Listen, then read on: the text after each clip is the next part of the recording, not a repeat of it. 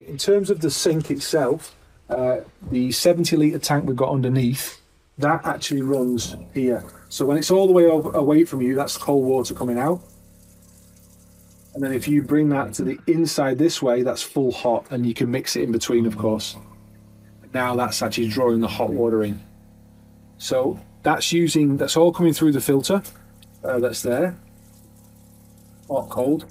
That one I don't use for drinking water though. It's only to wash dishes and the shower. So I suggest you do the same. What I will show you though is if you ever have this running, that big pump, there's actually an isolator switch just inside here, and to the right, it's just there. You can flick that off and you can see straight away the tap stops. That's the main pumps. That's an isolator there I've put there. So back on again, it's just there. So if there was a leak of any kind or a pipe had a problem, that's the system. It's designed to detect the pressure's not there. So when the pressure's down, it kicks the pump on. So if there is a leak, you need to maybe turn that off to stop it pumping water in. Yeah, and that's just a way to isolate that off. This one is different. Let me just show you the sink first of all, actually. So the sink, this is one of those space-stable sinks, so you've got a chopper board you can move around. This up here as well is some storage space with there. So a lot of the time once I'm in here, I have these down. Massive loads of space in here. Put pots, pans, cups, everything you want to have. So that's pretty good. This just changes for a roll. That'll be on here. And you can just take pieces there dead easy from there. This one I tend to put up here. It's got a little drip catching tray, so it's good when you remove this. So if you're washing things, then you put them straight in here and bring them back down later. It's just a way to save some space. These are pretty useful. You just press the top here, it gives you some soap and water if you want to use that. This one is the freshwater system. So to turn that one on, you just press that. It's got a little button there. Now what that's coming from, that's not the tank that's underneath the vehicle. So this one, let's go and fill your drinking water and drinking bottles here. This one is just soap, so you just press that down, it'll give you soap for the hands. Again, I can show you both of these things. So under here, a few things just to brush there. This is caps for the bottles. This one is for here. Now, when we come to filling the water up outside, if you were to ever lose all the water from the tanks underneath and you wanted to have more, so you had your fresh water full, you could actually bring this up here. You could open the cap there, and what I keep this hose for is just for this reason. What you can do, you just take this out. You can actually decant this water down. So I'll take that off here, put it onto the top here. In the cupboard under the sink, you just take the hose, pop that into there, and then you just decant, and you need to put enough of the hose in so it works.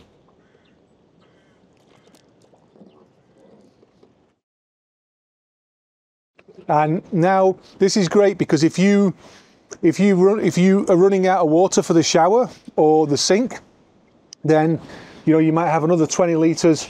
Once that wears down, then you can put that straight into your main tank, and you're good to go.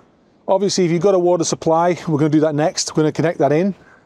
So you don't need to do this every time. It's just good for an emergency. And if you've got spare drinking water, you can add it in there. So that will just actually decant all the way down. Once you're happy, you can obviously stop that if you want.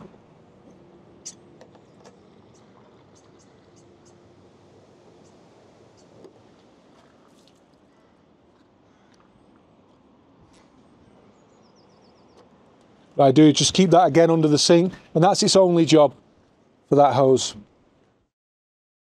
That, by the way, is for the airhead toilet. That one just goes on the top, so if you want to remove the waste, you can put that in. To be honest with you, I just clean it in one go, but if you need to store it for any reason and move it somewhere, that's what that's for, blank. At the bottom here, you've got some Pura Clean. This is what I use to clean the drinking water, but also the main tank underneath. That's just been done recently. I tend to do that every 6 months, so it keeps the showering water and everything really clean and clear anyway. I still wouldn't drink from the freshwater tanks underneath, but it's good. Now, if you want to change this water, this is where this comes. So this tap that was giving you fresh drinking water, that comes from here. So all I do here is just unscrew this, bring out the pump, drop that into the sink. It just hangs there for a second. That's usually empty at this point. Take off a bungee. It's actually got 2 bungees if you want. There's some water in that one. Since I've already dipped it, I'll put it out of the way. Take the one that I've got some more water in. Again, keep the cap on, put it in place. There's a bungee at the bottom here. So once it's in, just bring that from the bottom in place. Bungee at the top, over the top. And that's going to hold the water you're using there sideways, no problem. Take off the cap. Take the pump, put that back in.